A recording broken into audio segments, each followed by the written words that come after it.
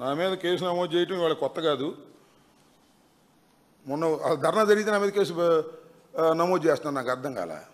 నేను ఒక మాట అడుగుతాను, పోలీస్ వారిని అడుగుతున్నాను, రాష్ట్ర ప్రజానీకాన్ని అడుగుతున్నాను, విఘ్నులైనటువంటి ప్రజలను అడుగుతున్నాను. నిన్న గుంటూరులోనే ధర్నా జరిగిందా? గుంటూరులోనే మెమోరాండం ఇచ్చామా? గుంటూరులోనే ఊరేగింపు చేశామా? 175 నియోజకవర్గాల్లో కూడా మెడికల్ కాలేజీల ప్రైవేటీకరణకు వ్యతిరేకంగా ర్యాలీ చేశాం. ర్యాలీకి ముందు పర్మిషన్ అడిగాం, పర్మిషన్ ఇవ్వలేదని చెప్పలేదు. నేను బయలుదేరితే నా ఇంటికాడ కూడా నన్ను ఆపలేదు. కొంత దూరం వెళ్ళిన తర్వాత బ్యారికేడ్స్ అడ్డం పెట్టారండి. ఎక్కడ అడ్డం పెట్టారు? ఈ రాష్ట్రంలో ఎక్కడ అడ్డం పెట్టారా? చూసి చూడట్టు పోయారు.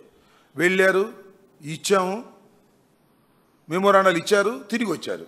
అంతే కదా. ఇది ఒక ప్రజా ఉద్యమం.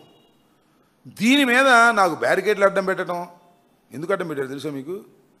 అక్కడ సీఎం ఒక ఆయన వేశారు. ఆయన మన లోకేష్ గారి బంధువు. నా కోసమే వేసినట్టున్నారు అక్కడ. ఇది మొదటిసారి తగాదా కాదు. ఇంతకుముందు మీరు కూడా చూసుంటారు సోషల్ మీడియాలోను, పేపర్లోను. అప్పుడు నా మీద తగాదనే, ఇవాళ నా మీద తగాదనే. ఏం పోయే కాలం వచ్చిందండి?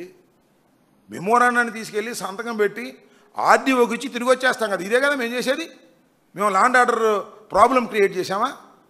పెద్ద పెద్ద బ్యారికేడ్స్ పెట్టి 30-40 మంది పోలీసులు పెట్టి మమ్మల్ని రెచ్చగొట్టి మా మీద కేసు పెట్టి మమ్మల్ని లోపలేద్దాం అనుకుంటున్నారు. ఏంటి చూస్తాం, సిద్ధంగా ఉన్నామని చెప్పాం కదా. ఎందుకు ఇన్నిసార్లు రెచ్చగొడతారు నాకు అర్థం కాలేదు. ఆమె పొలిటీషియన్. నేనేమి దారిపోయే దానయ్యని కాదు, రౌడీ షీటర్ని కాదు, దొంగని కాదు. దొంగలను పట్టుకోండి అయ్యా, రౌడీ షీటర్లను పట్టుకోండి అయ్యా, హత్యలు చేసేవాళ్ళని పట్టుకోండి అయ్యా. ఒక ప్రజా ఉద్యమాలు నిర్మించేటటువంటి రాజకీయ నాయకుడిని మీరు అణచాలని ప్రయత్నం చేస్తే కళ్ళు మూసుకోము, నోరు మూసుకోము అనేది కూడా పోలీసు వారికి హెచ్చరిక చేస్తున్నా. ఇవాళ పోలీసులు మీరు లోకేష్ బాబుని చూసి ఏదో పెద్ద గొప్ప అనుకుంటున్నారేమో. మీ పోస్టింగుల కోసం మీరు తాపత్రయపడకండి. ధర్మం కోసం, న్యాయం కోసం పోరాడే వ్యక్తుల్ని గౌరవించండి. చట్ట వ్యతిరేకంగా ఉంటే కేసులు పెట్టుకోండి, మాకు అభ్యంతరం లేదు. నేను రోడ్డు అమ్మడే వెళ్తా ఉంటే బ్యారికేడ్లు అడ్డం పెట్టి నా మీద కేసు పెడతారండి. ఏమిటి అన్యాయం? ఈ అన్యాయాన్ని సహిస్తూ ఊరుకుంటాం అనుకున్నారా మేము? ఎన్నాళ్ళంది? ఇంకా 3.5 సంవత్సరాలు మాత్రమే. 3.5 సంవత్సరాల తర్వాత మళ్ళా వచ్చేది జగన్మోహన్ రెడ్డి గారి ప్రభుత్వమే. ఏమిటి అన్యాయం? ఏ ఉద్యమాలు చేయకూడదా? మెడికల్ కాలేజీ వ్యతిరేకంగా మాట్లాడకూడదా?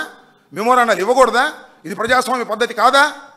గుర్తుపెట్టుకోమని మనం చేస్తున్నా. పోలీసులు ఏదో లోకేష్ చెప్పినట్టు, అకౌంట్ సిఐ మాత్రం లోకేష్ చెప్పినట్టు వింటాడు. అని బంధువు అంట. కడమ పోలీసులు చెబుతున్నా. నేను ఎస్పీని ఇవాళ మార్నింగ్ ఫోన్ చేసి అపాయింట్మెంట్ అడిగా, ఆయన ఫోన్ ఎత్తలా. మెసేజ్ పెట్టా, సమాధానం రాలా. వాళ్ళ సిఎస్తో వాళ్ళ దగ్గర పిఎస్తో మాట్లాడా, బిజీగా ఉన్నారంటే తర్వాత పిలుస్తూ ఉన్నారు. నేను ఎస్పీ దగ్గరికి వెళ్ళి నేను రిప్రజెంట్ చేయదలుచుకున్నా. అవకాశం ఇస్తే, ఇవ్వకపోతే ఇవి అక్కడ చూస్తాం. ఏముంది దానిలో? ఎస్పీలు కానీ, ఐజీలు కానీ, డీజీపీలు కానీ ప్రజల యొక్క సమస్యల్ని వినడానికి కూడా అవకాశం ఇవ్వాలి. అందులోనూ మాజీ మంత్రి అయినటువంటి నన్ను మాజీ ప్రజాప్రతినిధి ఆయన నన్ను కూడా వినడానికి మీరు సుముఖంగా లేరంటే మీరు కాకి బట్టలు వేసుకోవటం ఎందుకయ్యా? పచ్చ చొక్కాలు వేసుకోండి కింద నుంచి పైదాకా, మాకేం అభ్యంతరం లేదు. రోజులు ఎప్పుడు ఒకేలాగా ఉండవనే విషయాన్ని దయచేసి గుర్తుపెట్టుకోవాల్సిందిగా ఈ సందర్భంగా చెప్పదలుచుకున్నాను. మీరు నన్ను హెరాస్ చేయడానికి కుట్ర పన్నారు. 175 నియోజకవర్గాల్లో జరగంది ఒక్క గుంటూరులోనే ఎందుకు జరుగుతుంది? నా మీద మీరు టార్గెట్ చేశారు. చేసుకోండి, చూసుకుంటాను. దేనికైనా సిద్ధంగా ఉన్నానని కూడా మరొక్కసారి పునరుద్ఘాటిస్తున్నాను.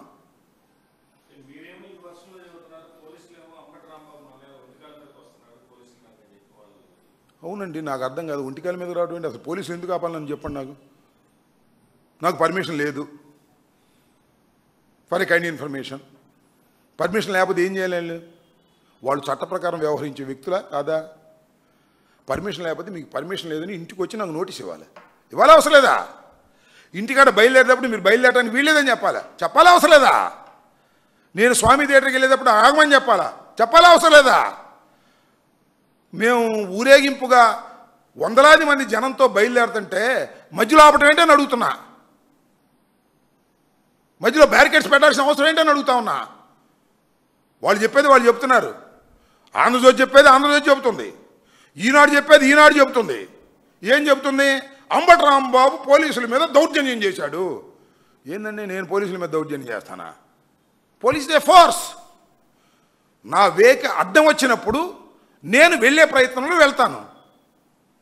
దాన్ని నేను పోలీసులను దౌర్జన్యం చేశాను, పోలీసులను కొట్టాను, పోలీసులు నెట్టాను. నన్ను నెట్లాళ్ళు చూడాల మీరు విజువల్స్.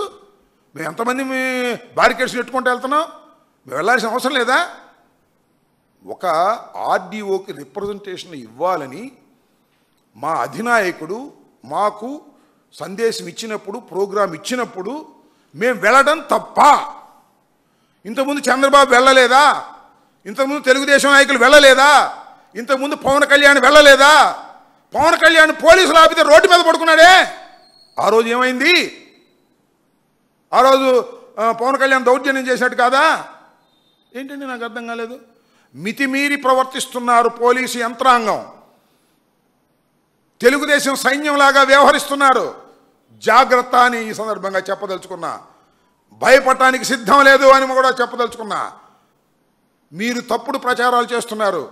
ఈనాడు, ఆంధ్రజ్యోతి, వాళ్ళకి సంబంధించిన యూట్యూబ్లు అన్నీ అంబటి రాంబాబు దౌర్జన్యం చేశాడు. అంబటి రాంబాబు ఏంటండి, ఒక సిఐ మీద, డిఎస్పీ మీద దౌర్జన్యం చేస్తే ఊరుకుంటారండి? నన్ను ఒక ప్రవాహంలాగా ఊరేగింపులోకి వెళ్తున్నప్పుడు నువ్వు ఇచ్చేసేయాలి. ఇచ్చేసి తర్వాత కేసు పెట్టుకో, తప్పలేదు.